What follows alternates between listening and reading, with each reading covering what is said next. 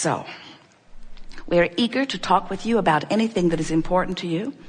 It is our expectation that as we visit together, that we will be able to lure you into the vortex. And that is really the most powerful and valuable thing that we can assist you with. If we can convince you that this vibrational reality does exist, and that shouldn't be hard because you have emotions that are pointing out the variance between you and you all day, every day. If you will feel the difference between fixating on something that you appreciate and staying there long enough that you feel yourself breathing it in completely, and then fixating on something that you are complaining about or condemning and feeling the interesting difference in the life-giving quality and the sucking the life right out of you quality of your focus, you can show yourself that these two aspects of you do exist. And then once we have convinced you that you have this vibrational relationship and that your emotions are the indicator of how you're doing, then you can begin to look forward, or better said, feel forward into this vortex of creation. Once you believe, now the vortex takes you in frequently, and once inside this vortex frequently, you begin, and we know this is going to sound ethereal, it's going to sound new agey, it's going to sound religious, it's going to sound like another dog and pony show. When you get inside the vortex, you will have the gift of sight, the gift of hearing, the gift of seeing, smelling, tasting, touching. When you get into the vortex, when you get in there and have practiced the vibration of it long enough that it comes easy to you, we see you sometimes, you'll meditate for 10 or 15 minutes and release resistance in the process, which means you're in the vortex. But then you come out into your day and complain like you have been. So you spend most of your day practicing the out of the vortex vibration and very little bit of your day in the vortex practicing the in the vortex vibration. This Art of Allowing workshop is all about getting as close as you can to the vortex and trusting that in time, if you get close enough, often enough, the vortex will take you in, and as it takes you in often enough, you're going to begin to practice the vibration inside the vortex, which means your resistance will subside, and by law, everything that you have been asking for, all of which is in this vortex of creation, must manifest in your experience, where not only you, but others may see it. Now, it's important to know, and you know this already, those not in the vortex usually can't see what you're manifesting because their vibration is such. Haven't you ever just felt wonderful and somebody else just feels awful and you're looking pretty much at the same street on the same day in the same city? In other words, there are as many different worlds moving around here as there are moods and attitudes. Esther sat to meditate one day and fixated on the words ease and flow. Ease and flow. And she couldn't think about ease without thinking about ease. Ease is a hard thing to be confused about. Ease is ease. Ease is wonderful things happening without struggle. Ease and flow.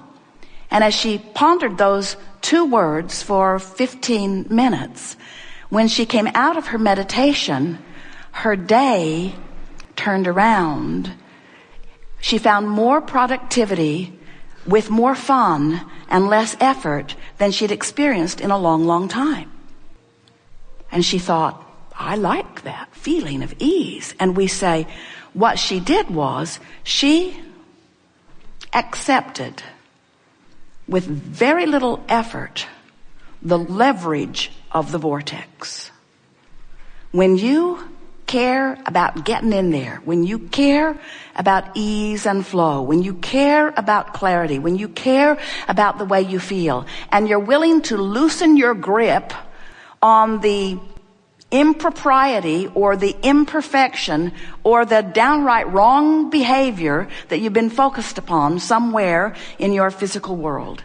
when you're willing to feel for alignment rather than sort out the problems longer, what you're going to discover is you have put enough into your vortex of creation to keep you happily busy for 20 or 30 lifetimes. And when you focus in a way that no longer keeps you out of the vortex, everything that you want will show up in your experience. Now, we hope you heard that in exactly the way we meant it, because we want you to accept that what law of attraction is, it is a unifying law. It is a culminating law. It is a attracting law. In other words, it is the law of rendezvous. It is the law of rendezvous. So if you've got a lot of ornery people in your life, the law of rendezvous is just showing you who you are.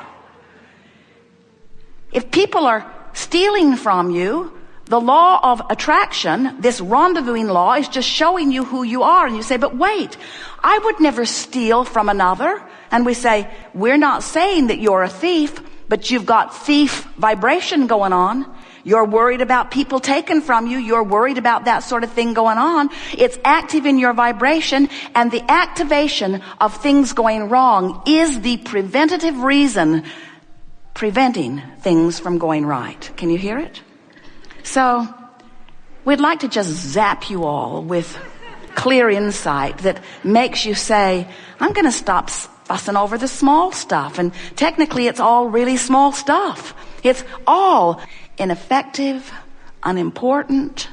It's not needing to be documented because it's out of the vortex. I'm going to train myself into the vortex. That's where we want you to be when you exit this theater at the end of this day. We want you to have one thing and one thing only on your mind. That vortex place seems like a good place to be, and I'm going to feel my way in there. Now here's the ulterior motive for getting in there. I'm going to get in that vortex because I want to feel good. Now, we know how off that must sound to someone outside the vortex who wants stuff to come that isn't coming. But if your motive for getting into the vortex is to make that stuff that isn't happening happen, now you've activated the stuff not happening and you can't get in the vortex. So if your motive is just to feel better, here is the largest motive that we would encourage you to assign to yourself about getting into this vortex. In other words, don't say, I'm going to get in because that's where all my stuff is and I'm tired of being without it, because that's what happens. I'm going to go in there and get my stuff that I don't have. Well, then you don't get in. But if you say, I'm going to go in there because it feels good, now you can get in easily. And if then you begin saying, I'm going to stay in here often because it feels good, now you stay in there, and what happens is you then train your vibration into one that matches what you want. As you wait until you are inside the vortex, these are money and the law of attraction cards. So if you're outside the vortex and you're looking through these cards, achieving success is my natural birthright. Right. Right. You know how it feels to be outside the vortex, affirming what you do want? It's like pouring salt in the wound. It's like saying, who writes this stuff? Who writes this stuff? They've got their head and their clouds are somewhere else, I'm sure. I am the attractor of my experience. Yeah, like that was my fault. Like that was my fault. I can deliberately choose to feel better now. Yeah, I can choose to feel better now. You see what we're getting at, don't you? So affirmations when you're not in the vortex backfire. Because it's like, have you ever had an argument with someone?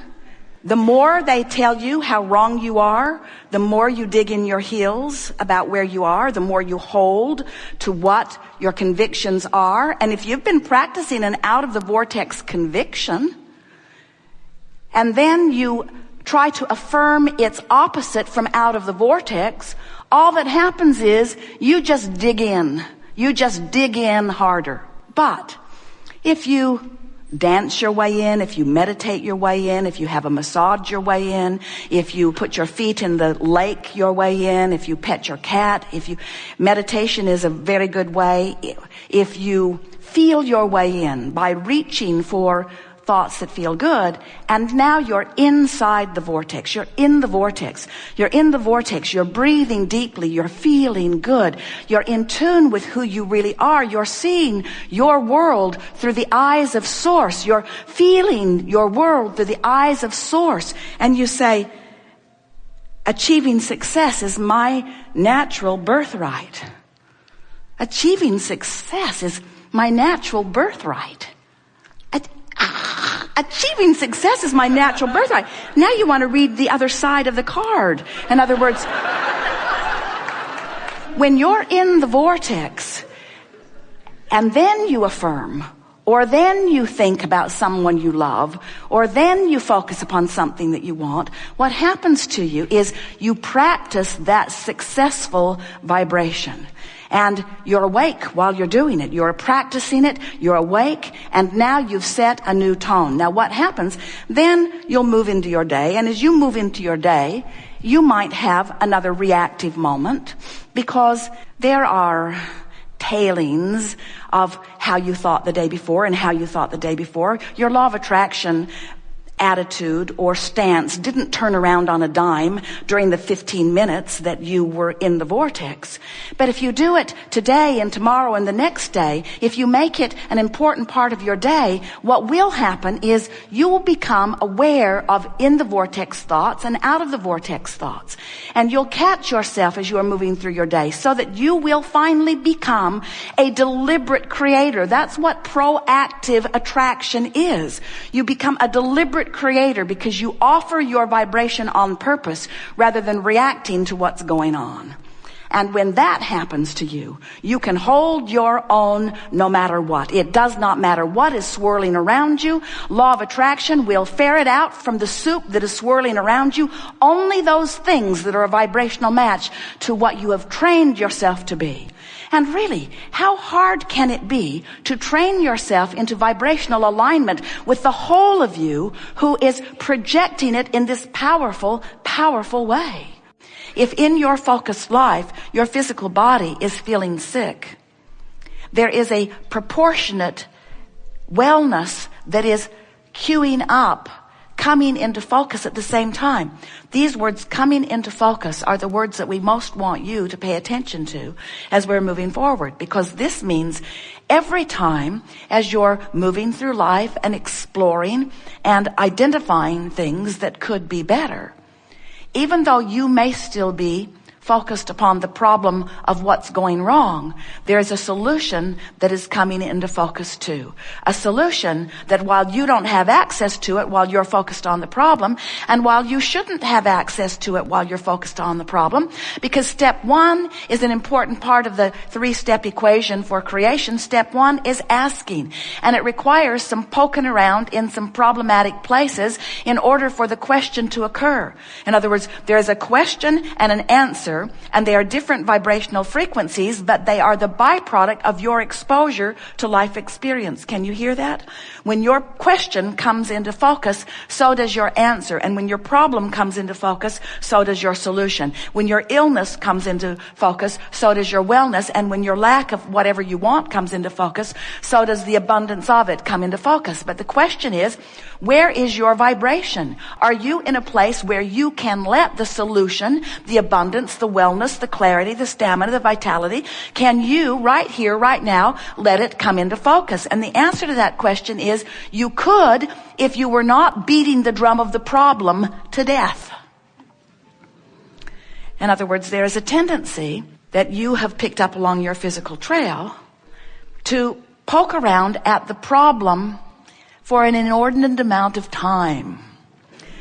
And the reason that you do, usually, we watch Esther, even with all that she has heard from us, she sometimes pokes at the problem longer because the problem feels like such a problem that it seems like it's worth the effort of defining where it came from and who is the fault of it. And if she pokes long enough, she can sometimes even come into a somewhat satisfying while problematic point of view of justifying why the problem even exists. And what we would like you to realize is that all of that is fine.